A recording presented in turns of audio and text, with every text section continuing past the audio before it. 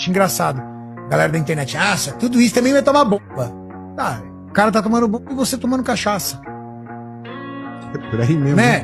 O cara tá tomando bomba e você sedentário.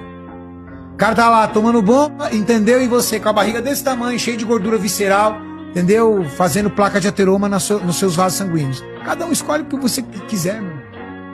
Deixa o cara seguir o caminho dele, você segue o seu caminho e todo mundo fica feliz. Agora, meu conselho, acima de tudo, antes de ser atleta, eu sou um profissional da saúde. Eu vou sempre trabalhar para melhorar a saúde das pessoas. O cara usa bomba, então eu vou tentar ajudar ele para melhorar a saúde dele. Ó, amigão, evita isso, faz isso, faz aquilo. Que nem eu falei, 5 passos para isso. Boa, boa. Não tô indicando, pelo contrário. Acho que se você não é atleta e se sua testosterona é saudável, você não deve usar hormônio. E eu vou explicar por que você não deve usar hormônio. Porque quando você começar, você nunca mais vai parar.